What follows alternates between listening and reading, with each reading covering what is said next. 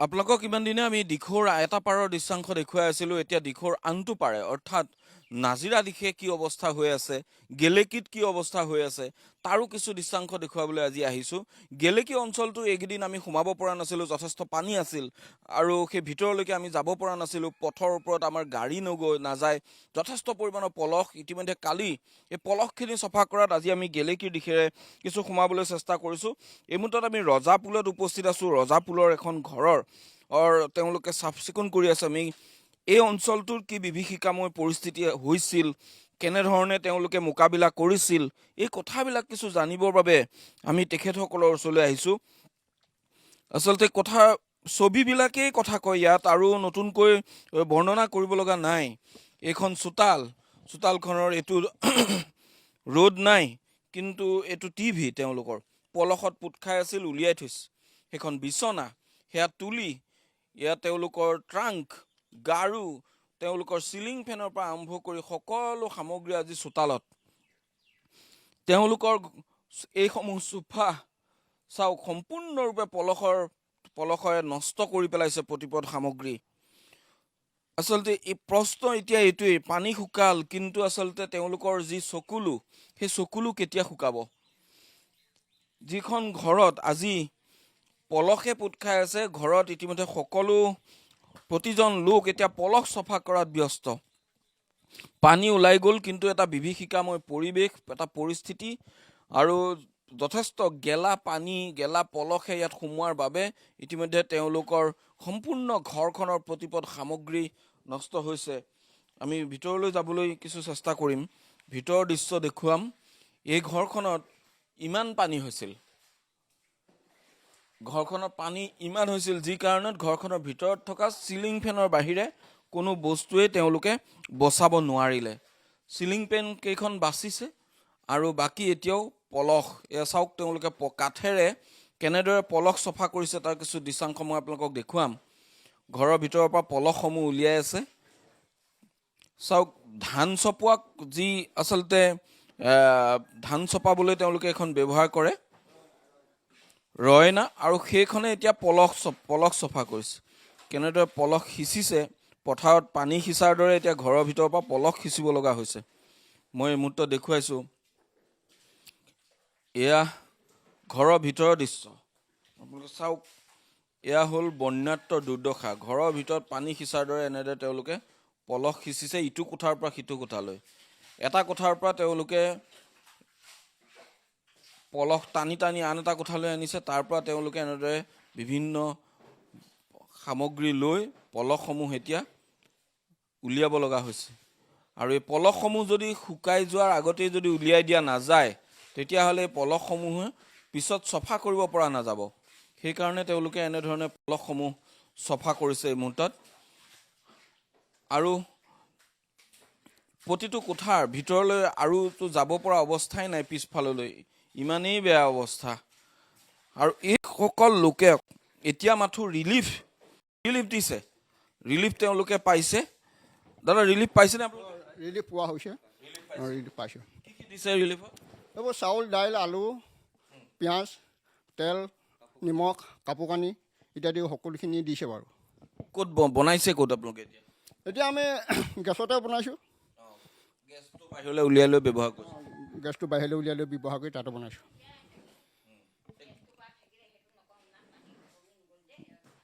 আৰু আপোনালোকৰ পাকঘৰটো ব্যৱহাৰ কৰিব পৰা হোৱাই নাই? পাকঘৰটো ব্যৱহাৰ কৰি পোৱা হোৱা নাই, তাতো এআঁঠুৰ ওপৰত সোমাই আছে পলস।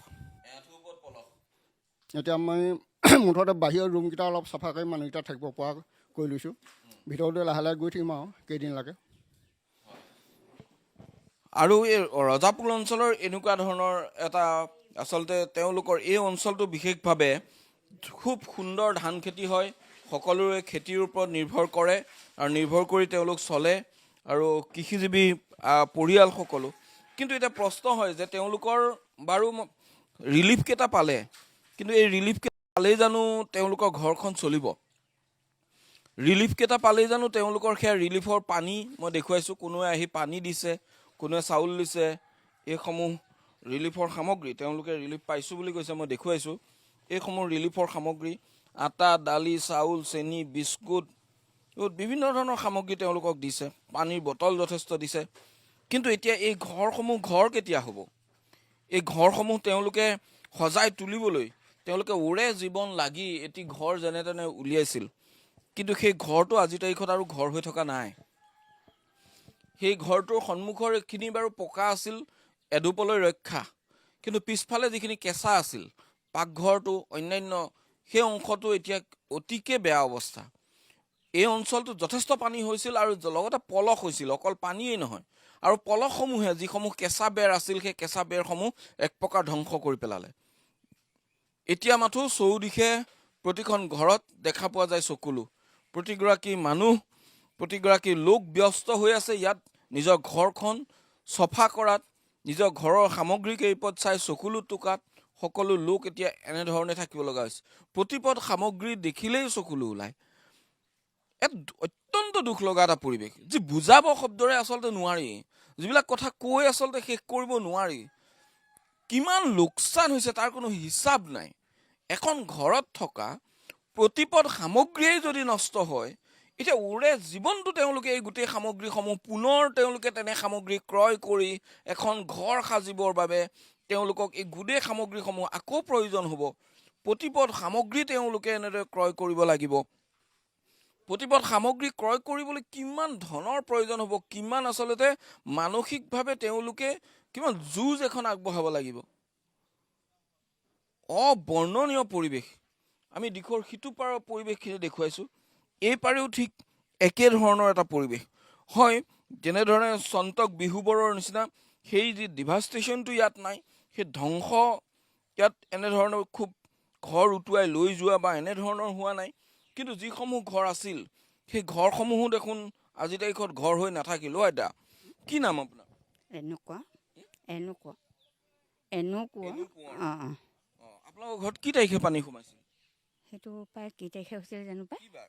হা? সোমবাৰ নে দেওবাৰ? দেওবাৰে হৈছে। সোমবাৰে আহি আছে তাৰমানে বৰষুণৰ পানী, দেওবাৰে একদম উটুৱাই নিছা সেনেকৈ। সোমবাৰে বৰষুণৰ পানী পৰিছিলে, পৰি থকা অৱস্থাত তাৰমানে আকৌ হেৰিবাৰে সোমবাৰে তাৰমানে গোটেই হেৰি আহিছে। দেওবাৰে বৰষুণ নাহিছিল আৰু সোমবাৰৰ পৰা আপোনাৰ ঘৰৰ ভিতৰত পানী। ঘৰৰ ভিতৰত পানী সোমাই উঠি গৈছে। এইটোত প্ৰথমতে উঠিছোঁ, এইয়া ক'ত থাকিলে আপোনালোক? এইয়া ভঁৰালটোত থাকিল ভঁৰালৰ ওপৰত থাকিলে? মানুহ তিনিটা। ভঁৰালটো দুমহলীয়াৰ কাৰণে বাচিলে আৰু। বাচি লোৱা, সেইটোকে বাচি লোৱা, নহ'লে উঠি গ'লোগৈহেঁতেন না। কিমান সুত আছে? এই সুত বেলেগ সুত নোৱাৰি। মই এনেকৈ উপঙিহে গৈছোঁ তাৰমানে ল'ৰাটো কাণত ধৰি, সেনেকৈ উপঙি গৈ প্ৰথমতে ভগৱানক চিন্তা কৰি উঠিছোঁ আৰু এনেকুৱা অৱস্থা হৈছে। কি খালে সেইকেইদিন আপোনালোকে? নাই খোৱা, নাই খোৱা দেই, একো নাই খোৱা, একো খোৱা নাই। ভঁৰালতে উঠি থাকিলে? উঠি থাকিলোঁ। আকৌ বোৱাৰীজনী গা ভাল নাই নহয়, আকৌ তাইক চুচাই বগাই সেই ল'ৰাটি জন্ম হৈছিলে, তাৰপৰা নাথাকিলে বাৰু আগতে, তাইক এতিয়া আনি ইয়াত থৈছোঁ নাই, আকৌ নি এঘৰত থৈ আকৌ মেডিকেলত ভৰ্তি কৰি আকৌ ঘৰত সোমাইছোঁহি। কেতিয়া আহিছে তেওঁ? আহিলে নে এতিয়া মেডিকেলৰ পৰা? নাই, মাকক হ'লে পঠিয়াই দিলোঁ। ইয়াত নোৱাৰে ন থাকিব, বেমাৰী মানুহজনী ক'ত খোজ দিব, নোৱাৰে নহয়। আমি থাকোঁ বোলো, তই তালৈ যা। তাত তাৰমানে নাই হোৱা, পানীৰ ভিতৰত, বাহিৰত হৈছে। মই বোলো তালৈকে তই যাগৈ, আমি ইয়াত থাকোঁ। একো নাই নহয়, প্ৰস্ৰাৱ কৰিবলৈ জেগা নাই, লেট্ৰিন কৰিবলৈ জেগা নাই, থিয় হ'বলৈ জেগা নাই, শুবলৈ জেগা নাই, ক'ত থাকিব তাই? সেইটো কাৰণে আমি দুটাই থাকোঁ আৰু বোলো। ইহঁতি জোঁৱাই আৰু সেই আহিছে যিজনী, আমি ল'ৰা ছোৱালী দুটাহে, ল'ৰা এটা, মই আৰু সেই বোৱাৰীজনী, সেনেকৈ বাচিলোঁ। এতিয়া সেই জোঁৱাইহঁত আহিছে, সিহঁতি সহায় কৰিছে, নহ'লে নোৱাৰোঁ নহয় অকলে ইমানখন কাম কৰিব। সেইটো কাৰণে এতিয়া এখন ঘৰখন আকৌ দেখোন আপোনালোকৰ বনাওঁতে বহুত কষ্ট হ'ব দেখোন। বহুত কষ্ট হ'ব। আগতে কিয় কৰিম, উপায়তো নাই ন। সেইটো কাৰণে চাফা কৰিছোঁ দেই। আপোনালোকৰ গাহৰি চাহৰি আছিলে? গাহৰি কুকুৰা বহুত গ'ল, নাই মানে গঁৰাল চেচ। ভাবিছিলোঁ এইবেলি বোলো কুকুৰা হাঁহ উঠিছে, অকণমান উন্নতলৈ যাম, নাই শেষ। কি হ'ল? পানীত উটুৱাই নিলে, মৰিলে আকৌ। কালি গেলা গোন্ধাইছে, পেলাই থৈ আহিছোঁ। পানীয়ে চব উটুৱাই লৈ গ'ল? চব উটুৱালে, মাৰিলে। গৰু আছিলে নি? গৰু নাই, খালি গাহৰি আছিলে। কেইটা গাহৰি গ'ল? দুটা গ'ল। হাঁহ কুকুৰা সেইখিনি সংখ্য নাই, 14-15টামান গুচি, 15টা গুচি গ'ল। পোৱালীয়ে ছোৱালীয়ে কিজানি 25টামান গ'ল। সেইখিনি গ'ল আৰু খালি। একো নাবাছিলে? নাবাচিলেতো, একো নাবাচিলে। মানুহে বাচিবলৈ টান হ'ল, কুকুৰা হাঁহ কি বাচিব? মানুহে এতিয়া সেই ওখকৈ ভঁৰালটো বনোৱা দেখিহে বাচি থাকিল, নহ'লে উটি গ'লোগৈহেঁতেন। ভূৰ নাই, নাও নাই, কিহত যাম? সেনেকুৱা অৱস্থা হৈছে। তাৰপিছত ভঁৰালত কেইদিন থাকিলে? ভঁৰালত এৰাতি থাকিলোঁ। তাৰপৰা নাও এখন আহিলে চানবেচাৰ পৰা, সেইখনক মাতি চিঞৰি পিনি গৈ সেই বামত অকণমান থিয় হ'বলৈ পালোঁগৈ আৰু সেনেকৈয়ে থাকিলোঁ। দুদিন নোখোৱাকৈ গ'ল। নোখোৱাকৈ গ'ল। তাৰপৰা মেডিকেললৈ গ'লোগৈ যেনে তেনে সেই তাইক চুচৰা বগাই নি মেডিকেলত পেলালোগৈ। তাতে থাকিলোঁ আৰু ল'ৰাটো ইয়াত থাকিলে, আমি বোৱাৰীয়ে মই তাত থাকিলোঁগৈ মেডিকেলত।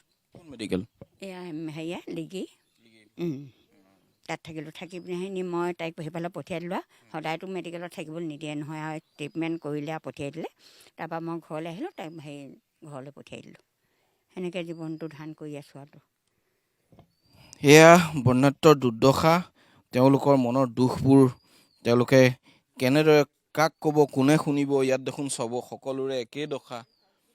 কাৰ কথা ক'ব? সেই বিয়া পাতিছিল, বোৱাৰীগৰাকীৰ লগত আহিছিল,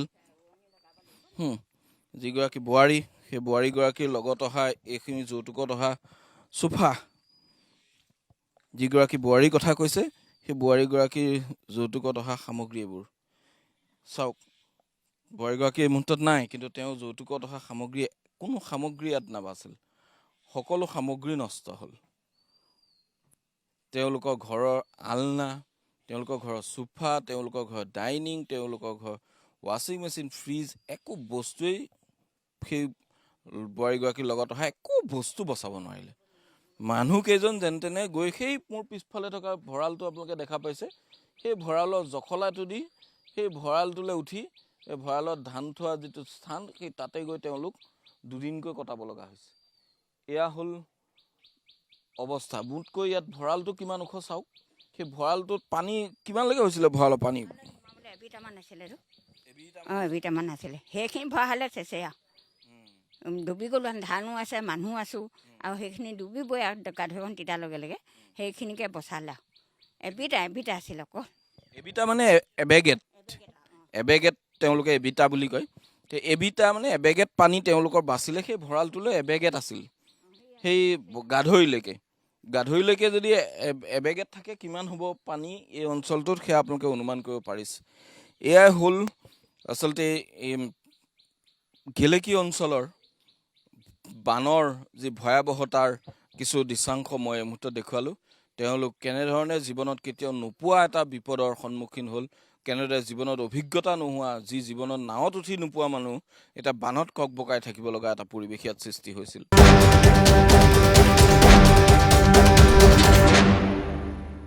এই মুহূৰ্তত বোকা ফালি ফালি আমি কমল চাপৰিৰ আন এটা অংশ আচলতে আপোনালোকক দেখুৱাব বিচাৰিছোঁ। এইখিনি যিটো দৃশ্যাংশ দেখুৱাব বিচাৰিছোঁ, আপুনি আচৰিত হ'ব। মোৰ পিছফালে এটা ভেটি আপোনালোকে দেখা পাইছে, এটাই খুঁটা আছে। সেই খুঁটাটোত যিটো এটাই খুঁটা অকলে আছে, সেই খুঁটাটোত ইয়াত এখন ঘৰ আছিল। এই ঘৰখন আজিৰ দেশত ইয়াত নাই। ঘৰখন ইয়াৰ পৰা লৈ গ'ল। ঘৰখন মই দেখুৱাব বিচাৰিছোঁ, কিছু কেমেৰাটো পেন কৰি কিছু দূৰত।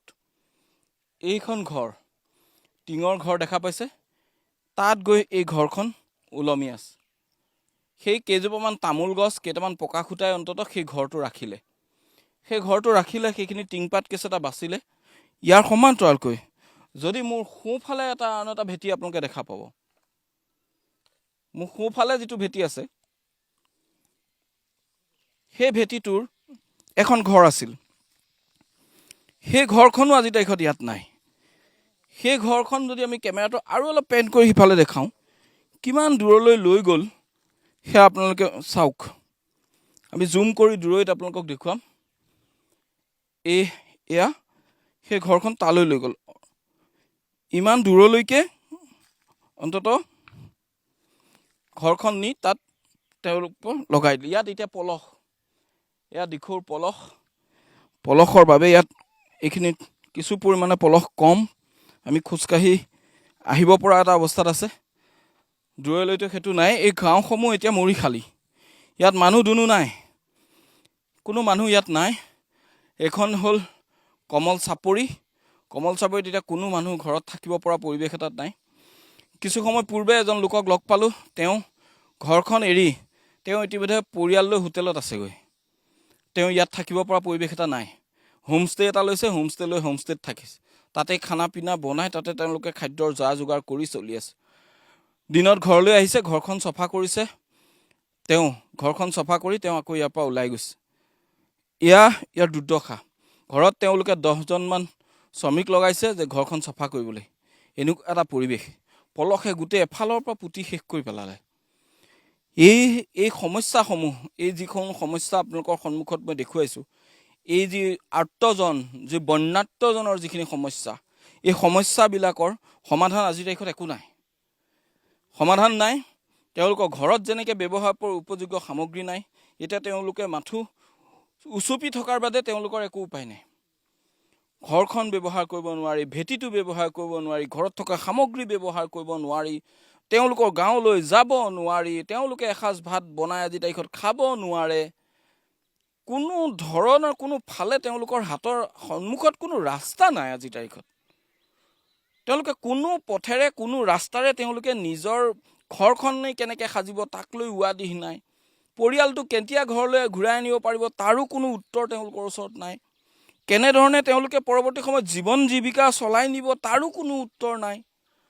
মৰমৰ গৰুজনী যি জীৱিকাৰ আশ্ৰয় আছিল, সেই গাইকেইজনী নাই।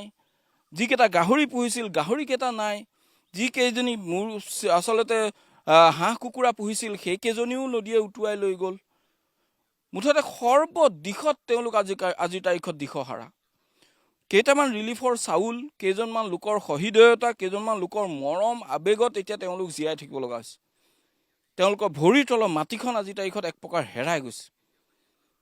এতিয়া এই কাৰণতে এই গোটেই অঞ্চল গাঁওখন এৰি গাঁওখনলৈ আহিলেই তেওঁলোকৰ চকু পানী ওলায়। এনে এটা পৰিৱেশ। কিমানজনে কান্দিছে আমাৰ কেমেৰাৰ সন্মুখত, সেয়া এই মুহূৰ্তত কৈ শেষ কৰিব নোৱাৰোঁ। কেমেৰাৰ সন্মুখলৈ যোনে আহে তেওঁৱে কান্দে। এনে এটা পৰিৱেশ। এইসমূহ ঘৰ ধ্বংসাৱশেষ দেখুৱাই বিগত 8 দিন আপোনালোকক মই এনেধৰণৰ ধ্বংসাৱশেষ দেখুৱাইছোঁ। কিন্তু এই ধ্বংসাৱশেষ দেখুৱাই শেষ হোৱা নাই। আজিৰ তাৰিখতো বহু গাঁৱৰ ধ্বংসাৱশেষ আপোনালোকক দেখুৱাবলৈ বাকী আছে। ইখনৰ পিছত সিখন গাঁৱৰ পৰা আমালৈ ফোন আহিছে, আমাৰ গাঁৱলৈ আহক, আমাৰ গাঁৱৰ চিটুৱেশ্যনটো এবাৰ চাওক, আমাৰ ঘৰটো এবাৰ দেখুৱাওক। কিমানৰ ফোন। সকলোৱে আশা কৰিছে অন্ততঃ হোৱাখিনি হৈ গ'ল, হেৰুৱাখিনি হেৰাই গ'ল, এতিয়াতো জীয়াইতো থাকিব লাগিব। কেনেদৰে জীয়াই থকা যায়, জীয়াই থাকিবৰ বাবে তেওঁলোকৰ যুদ্ধখন কেনেদৰে আগবঢ়োৱা যাব, কাৰো ওচৰত এই প্ৰশ্নবিলাকৰ একো উত্তৰ নাই। এতিয়া আমি চৰকাৰ প্ৰশাসনক ইয়াৰ বাবে আমি আহ্বান জনাইছোঁ, সুধী সমাজক আহ্বান জনাইছোঁ, যিসকল আজিৰ তাৰিখতো সবল, যিসকল কিছু অৰ্থনৈতিকভাৱে স্বাৱলম্বী, আমি তেওঁলোকক আহ্বান জনাইছোঁ, আহক সকলোৱে একোখন গাঁৱত আমি শ্ৰমদান কৰি হওক, অৰ্থদান কৰি হওক, কোনো বস্তু দান কৰি হওক, সকলোৱে হাতে পাতে লাগি এই দুৰ্গতসকলক ইয়াৰ পৰা ৰক্ষা কৰিব লাগিব। অন্যথা ইয়াত আৰু কোনো উপায় কিন্তু এই মুহূৰ্তত নাই। শিৱসাগৰ জিলাখনৰ বানৰ যি বিভীষিকা, যোৱা 10টা দিনত যি সংহাৰী ৰূপ, সেই সংহাৰী ৰূপ ৰাইজে দেখিছে। কোনেও কাহানিও ভাবিব নোৱাৰা কিছু পৰিৱেশ, কোনেও কাহানিও কল্পনা কৰিব নোৱাৰা কিছু পৰিৱেশ। এই পৰিৱেশবোৰৰ মাজত এতিয়া কিমান মানুহ মৃত্যু হৈছে, কিমান মানুহ এতিয়া নিৰুদ্দেশ হৈছে, এতিয়ালৈকে কিমান মানুহ নিখোজ হৈ আছে তাৰ কোনো চিন চাবেই নাই। এতিয়া শিৱসাগৰ, চৰাইদেউ এই দুয়োখন জিলাকে মিলাই প্ৰায় 68জন লোকৰ মৃত্যুৰ খবৰ, তাৰপিছত কিমানজন নিখোজ হোৱাৰ বাতৰি, এই সকলোবোৰৰ মাজত এতিয়াও কিন্তু বানত ককবকাই আছে বহু হাজাৰ হাজাৰ ৰাইজ। শিৱসাগৰৰ খেলুৱা ভাড়াধৰাত মই বৰ্তমান উপস্থিত আছোঁ। পৰিৱেশবোৰ দেখুৱাইছোঁ। পৰিৱেশবোৰ এইবাবেই দেখুৱাইছোঁ যে আৰু কিমান দিন প্ৰয়োজন হ'ব। প্ৰায় 10টা দিন এতিয়া গাঁওখনৰ ৰাইজ ভিতৰত আছে। 10 দিন হ'ল আপোনালোকৰ পানী হোৱা? হয় হয় 10 দিন। এতিয়া কিমান পানী আছে? ভিতৰত 8 ওপৰত আছে এতিয়াও। কেতিয়াবা এনেকুৱা পানী হৈছিলে নে আপোনালোকৰ? মোৰ এতিয়া 44 বছৰ, মই আজিলৈকে দেখা নাই। মোৰ এখন গাঁৱতে জন্ম, আৰু এইখন গাঁৱলৈকে মই সাহায্য বিভিন্ন সাহায্য মৰাণৰ পৰা আনিছে।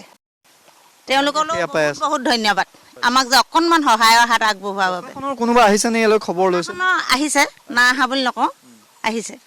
এতিয়া কথাটো হ'ল যে এই পানী দিখৌ, দৰিকাত, দিচাং 3খন নদীৰে পানী ইয়াত এতিয়া সোমাই আছে। বহুতে এতিয়া হয়তো প্ৰশ্ন কৰিব যে পানী কিয় ওলাই যোৱা নাই।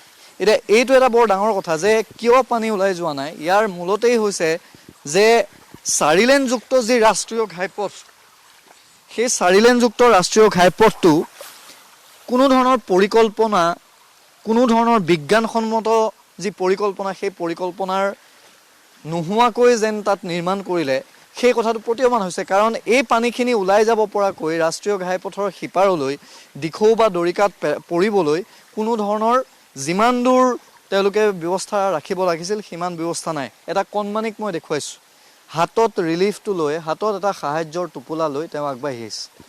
কি নাম তোমাৰ? নমস্কাৰ, মোৰ নাম শ্ৰী দীপজ্যোতি বুঢ়াগোহাঁই। দীপজ্যোতি বুঢ়াগোহাঁই। ঘৰ ইয়াতে তোমাৰ? ইয়াত নহয়, বহুত দূৰ। বহুত দূৰত। কোন গাঁও তোমাৰ? ভাড়া ভাড়াধৰাত। এতিয়া ইয়ালৈ ইয়াত এইখিনি তোমাৰ বস্তু? অঁ, ক'ৰ পৰা আনিছা এইখিনি? এইখিনি হেৰি তাৰপৰা ৰিলিফ দিছে? লিপ দিছে। ৰিলিফ দিছে, ঠিক আছে। কোন ক্লাছত পঢ়া তুমি? ক্লাছ 3। ক্লাছ 3। অকণমান তাতে ৰ'বা দেই, অকণমান তাতে ৰ'বা। আমি বিভিন্নজনে আমাৰ জৰিয়তেও যিহেতু বহী কলম আৰু পেঞ্চিল দিছিল, গতিকে মই 2-এজন ছাত্ৰ ছাত্ৰী যিমান পাৰোঁ এনেকুৱা ধৰণৰ অঞ্চলৰ আমি দি যাম। গতিকে আমি তেখেতলোকক অকণমান ৰ'বলৈ কৈছোঁ। আৰু এই গাঁওসমূহৰ এতিয়া এই ঘৰবোৰত এতিয়া একাঠু পৰ্যন্ত, একাঠুটো বাদ দিয়ক, এককাল পৰ্যন্ত পানী, ঘৰলৈ ভিতৰলৈ সোমাব নোৱাৰা পৰিৱেশ। আৰু অতি কমেও এসপ্তাহ 10 দিন ধৰি এই পানী থাকিব। আপোনাৰ ঘৰ এইটো নেকি? আজি কেইদিন হ'ল? বুজিছোঁ, আপোনাৰ কেইদিন হ'ল? আজি সোমবাৰে 9 দিন হ'ল। 9 দিন হ'ল পানী ওলাই যোৱা নাই? ওলাই যোৱা নাই। দাদা আপোনাৰ ঘৰ এইটোৱেই। এইখিনি অকণমান মই আপোনাৰ সৈতে কথা পাতিব বিচাৰিম। এতিয়া কথাটো হৈছে যে কিমান গাঁও এইফালেদি যদি আমি আগুৱাই যাওঁ, খেলুৱা ভাড়াধৰা হৈ কিমান গাঁও আমি এনেধৰণে বানৰ কক বগাই থকা পাম? হয়, আমাৰ এইখন হৈছে ভাড়াধৰা, এইফালে তাৰ আগত আছে ভাড়াধৰা, উজনি ভাড়াধৰা, ক খ, এনেকৈ ধৰণৰ মানে প্ৰায় 12খন ৰাজহ গাঁও আমাৰ প্লাবিত হৈছে। ইফালে মৌজাটোৰ ইফালেখিনি বেলেগেই, আমাৰ এই অঞ্চলত 12খন আছে। কেতিয়াবা এনেকুৱা পানী, ইমান পানী হোৱা দেখিছিলেনে? মানে এইটো হৈছে মানে ইতিহাসত এটা ডাঙৰ স্বাক্ষৰ বহন কৰি গৈছে যে আমি জন্মৰ পৰা এতিয়ালৈকে আমি এনেকুৱা ধৰণৰ এটা বানপানী শুনা নাই। মাহঁতৰ মুখে 1950 চনৰ এটা বানপানীৰ কথা আমি শুনিছিলোঁ, কিন্তু এইটো আমি জীৱনত প্ৰথম দেখিছোঁ। আৰু 50 চনৰ বানপানীতকৈ এইটো বহুত ডাঙৰ বানপানী। ঘৰৰ ভিতৰত এতিয়াও পানী আছে? এতিয়া আপোনালোকে প্ৰত্যক্ষ কৰিছে, আমাৰ ঘৰৰ ভিতৰত এতিয়াও যদিও শুকাইছে একাঠু পানী আছে। এতিয়া আমি মানে এনেকুৱা ধৰণৰ এটা অৱস্থা হৈছে, মানে পানীত হাঁহ নচৰা এটা অৱস্থা হৈছে। এতিয়ালৈকে আমাৰ NGOৰ সমূহে, বিভিন্ন দল সংগঠনে এনেকুৱা ধৰণে সহায় কৰিছে, আমি ভাবিবলৈ বাধ্য হৈছে যে পৃথিৱীত তেওঁলোকৰ দৰে ভাল মানুহ আছে কাৰণেই আমি জীয়াই আছোঁ। এইটো কথা ভাল, কিন্তু আমি চৰকাৰখনক অকণমান বেয়া পাইছোঁ। কাৰণ আমাৰ ইয়াত প্ৰথমবাৰৰ বাবে বান মন্ত্ৰী এজন সুশান্ত বুঢ়াগোহাঁই, তেখেত নৱনিৰ্বাচিত, তেওঁ মন্ত্ৰী, কিন্তু আজিলৈকে তেখেতে আমাৰ ওচৰলৈ অহা নাই। সেইটো অকণমান দুখ পাইছোঁ। আৰু আমাৰ স্থানীয় বিধায়ক, শিৱসাগৰ সমষ্টিৰ বিধায়ক, তেখেতো আজিলৈকে এইডোখৰলৈ অহা নাই। গতিকে চৰকাৰীভাৱে যিসকল জনপ্ৰতিনিধি আছে তেওঁলোকে আমাক সহায় কৰা নাই, কিন্তু মানৱতাৰ খাতিৰত বিভিন্ন দল সংগঠনসমূহে এনেকুৱা ধৰণৰ সহায় কৰিছে। এইটো এটা মানে তেওঁলোকৰ বাবে পৃথিৱীখন জীয়াই আছে বুলি আমি ভাবিছোঁ। তাৰমানে আমিও জীয়াই আছোঁ। কথাটো হ'ল যে এই বানে কোনো ধনী দুখীয়া চোৱা নাই। এতিয়া এনেকুৱা হৈছে যে এই আপুনি ঘৰটো যেতিয়া দেখিলে, ঘৰটো দেখিয়ে অনুমান কৰিব পাৰে যে তেখেত আৰ্থিকভাৱে কিছু সচ্ছল, কিন্তু তাৰ পিছতো এটুপি পানীৰ কাৰণে তেখেতে হাহাকাৰ কৰিবলগীয়া অৱস্থা। এতিয়া যেতিয়াৰ পৰা স্বেচ্ছাসেৱী সংগঠনসমূহে বা ব্যক্তিবিশেষে ৰাজ্যৰ ভিন্ন প্ৰান্তৰ পৰা সাহায্য আনিছে, তেতিয়াৰ পৰা তেখেতলোকৰ খোৱাত তেওঁলোকে অসুবিধা হোৱা নাই। তেওঁলোকে কৈছে যে কেম্পত গৈছে, কেম্পতো তেওঁলোকে খাব পাৰিছে। কিন্তু এতিয়া কথা হ'ল প্ৰশাসনৰতো দায়িত্ব আছে। ইয়াৰ পিছত কি হ'ব? ইয়াত যিসমূহ দোকান জহি খহি গুচি গ'ল, ইয়াত আপোনাৰ ঘৰৰ ভিতৰত এতিয়া সোমাই যাবলৈ বিচনা নাই, কোনো টেবুল নাই, চকী নাই। এতিয়া এনেকুৱা ধৰণৰ এই গোটেই ব্যৱস্থাটোতো প্ৰশাসনে ল'ব লাগিব। কিমান ৰাইজৰ ওপৰত আপুনি ভৰসা কৰি থাকিব? হয়, আমি প্ৰশাসনৰ ওপৰতো আস্থা ৰাখিছোঁ, তথাপিও আমাৰ নিজৰভাৱেও কিছুমান কৰণীয় আছে। কাৰণ আগৰ এটা পৰ্যায় পাবলৈ হ'লে আমি 5 বছৰ পাছুৱাই যাব লাগিব। আগৰ যিটো পৰ্যায়, এতিয়া ইয়াত আপুনি ক'ব দৰে ধনী দুখীয়াৰ কোনো কথা নাই, সকলো সমান হৈ গৈছে। মানে কোনো ধৰণৰ সা সম্পত্তি আমি ৰক্ষা কৰিব নোৱাৰিলোঁ। ইয়াৰ লোকসকল ক'ত থাকিলে এইকেইটা দিন? ক'ত আছে? প্ৰথমৰ পৰাই ইয়াত যিখন BEd কলেজ আছিলে, তাতে আমি আশ্ৰয় শিবিৰ হিচাপে তাতে 80টা পৰিয়াল তাত আছিলোঁ। তাৰ আশে পাশে এই গড়ৰ মথাৰিত অলপ পৰিয়াল আছিলে। সেনেকৈ ধৰণে আমি এটা মানে দুৰ্বহ জীৱন যাপন কৰিব লগা হৈছে। এতিয়াও চাওক, পথটোৰ ওপৰত পানী। এই যিসমূহ আপুনি স্বেচ্ছাসেৱী সংগঠনেই কওক বা বিভিন্ন প্ৰান্তৰ পৰা যিসকল ব্যক্তি বিশেষে ইয়ালৈ আহিছে তেওঁলোকে সেই ওখ ঠাইতেই তেনেধৰণে সামগ্ৰীখিনি দিয়ে, সকলো তাতেই গোট খায় আৰু তাৰপিছত যি পায় যাক যেনেকৈ দিয়ে তেওঁলোকে আনে। কেতিয়াবা এই এনেকুৱা দিনৰ সন্মুখীন হ'ব লাগিব বুলি কেতিয়াবা সপোনতো ভাবিছিলেনে? নাই, ভবা নাই। আজি এইবাৰ প্ৰথম পাইছোঁ, জীৱনত এইবাৰ প্ৰথম দেখি পাইছোঁ। এইবাৰ হয়তো আইনকেও দেখি পোৱা নাই নেকি ইমান ডাঙৰ এটা বানপানী। এতিয়া কথাটো হ'ল যে মই বাৰে বাৰে কৈছোঁ যে ৰাষ্ট্ৰীয় ঘাইপথেদি পানী যাব পৰা নাই। ৰাষ্ট্ৰীয় ঘাইপথত কোনো ধৰণৰ পানী ওলোৱা ব্যৱস্থা তেওঁলোকে নকৰিলে। 4 লেনযুক্ত ৰাষ্ট্ৰীয় ঘাইপথটো ওখ কৰিব লাগে বাবে কৰিলে, কিন্তু তাত যে পানী যাব লাগিব, এতিয়া দিখৌ, দিচাং আৰু দৰিকা এই 3খন নৈৰ পানীয়ে সমানে ইয়াত যিমানটো এটা ত্ৰাসৰ সৃষ্টি কৰিছে এই পানীটো কিন্তু ওলাই যাব পৰা নাই। এতিয়া প্ৰশাসনৰ দায়িত্ব আছে। তেখেতে কৈছে যে ইয়াত যিগৰাকী জলসম্পদ মন্ত্ৰী নতুনকৈ সুশান্ত বৰগোহাঁই আমি কাম নাই কৰা বুলি কোৱা নাই। বিভিন্ন প্ৰান্তত তেওঁ গৈছে, ৰাতিয়ে দিনে কাম কৰি আছে। কিন্তু এতিয়া যিসমূহ গাঁও এতিয়া বানৰ কবলত আছে, য'ত শুকাইছে তাৰ পৰিৱেশটো কিছু বেলেগ। কিন্তু এতিয়া এই গাঁৱৰ ৰাইজসকলে কিমান দিনত আৰু ঘৰৰ ভিতৰ যাব পাৰে, ঘৰৰ ভিতৰলৈ আৰু যাবলৈ কিমান দিন প্ৰয়োজন হ'ব তাৰ কোনো এতিয়া নিশ্চয়তা নাই। গতিকে প্ৰশাসনৰ দায়িত্ব আছে, মন্ত্ৰীৰ দায়িত্ব আছে, ৰাজ্য চৰকাৰৰ দায়িত্ব আছে, সকলোৰে দায়িত্ব আছে। আৰু কণ ছাত্ৰ ছাত্ৰী যিসকল আছে তেওঁলোকৰ কিতাপ, বহী, টেবুল, ডেস্ক, বেঞ্চ সকলো ইয়াৰ পৰা শেষ হৈ গ'ল, একো উলিয়াই নিবই নোৱাৰিলে। গতিকে তেনেকুৱা এটা অৱস্থাত যিসকল আপোনালোকে সাহায্য লৈ আহিছে, আমাৰ ফালৰ পৰাও আহ্বান, ৰাইজৰ ফালৰ পৰাও আহ্বান যে ছাত্ৰ ছাত্ৰীৰ বাবে কিছু ব্যৱস্থা আপোনালোকে কৰক। আমিও নিজাববীয়াকৈ আমাৰ হাতলৈ যিসকলে বহুতেই আমাৰ ব্যক্তিগতভাৱে বহুতেই পইচা পঠিয়াইছিল তেওঁলোকক আমি সেই বহী, পেঞ্চিল আৰু পেন এনেকুৱা ধৰণৰ কিছু সামগ্ৰী আমি লৈ আহিছোঁ। আজি একাংশ ছাত্ৰ ছাত্ৰীক আমি তাত দি থৈ যাম আৰু আপোনালোকেও সেইসকল ছাত্ৰ ছাত্ৰীৰ বাবে কিছু ব্যৱস্থা কৰিব লাগিব। কেৱল এতিয়া ৰাইজৰ খাদ্য সামগ্ৰীৰ প্ৰায় অভাৱ নাইকিয়া হৈছে, কিন্তু ইয়াৰ পিছত টিনপাত লাগিব। এই যিসমূহ চোফা আপুনি চাওকচোন, এই চকীখনত এইখন বাৰু কেতিয়াবা আপুনি ইয়াত বহিব পাৰিম বুলি সেই গৃহস্থজনে ভাবিবনে? সেইখন এখন হয়তো তুলি, সেই তুলিখন সম্পূৰ্ণ শেষ, তাত আৰু মানুহ শোৱাৰ কোনো পৰিৱেশ নাই। এতিয়া লাহেকৈ আগষ্ট ছেপ্টেম্বৰৰ পিছত ঠাণ্ডা আহিব। ঠাণ্ডা অহাৰ লগে লগে যিসকল লোকে এতিয়া তক্তা এখনত কেম্পত পৰি আছে, যিসকল লোকে ডাঠ কাৰ্টুনৰ এখন ডাঠ কাগজৰ ওপৰত তেওঁলোকে শুই আছে, তেওঁলোকে আহি নিজৰ বিচনাখনত শুব পৰাকৈ তেওঁলোকক তুলিৰ প্ৰয়োজন হ'ব, লেপৰ প্ৰয়োজন হ'ব, ব্লেংকেটৰ প্ৰয়োজন হ'ব। গতিকে এই দীৰ্ঘম্যাদী পৰিকল্পনাবোৰো প্ৰশাসনে কৰিব লাগিব আৰু তেওঁলোকক পুনৰ সংস্থাপনৰ যিটো ব্যৱস্থা সেই ব্যৱস্থাপনা কিন্তু প্ৰশাসনৰ হাতত থাকিব লাগিব। আৰু দীৰ্ঘম্যাদী পৰিকল্পনা নহ'লে এতিয়া এনেধৰণে হাজাৰ হাজাৰ মানুহ, লাখ লাখ মানুহ কিন্তু আগন্তুক দিনত দিশহাৰা হ'ব।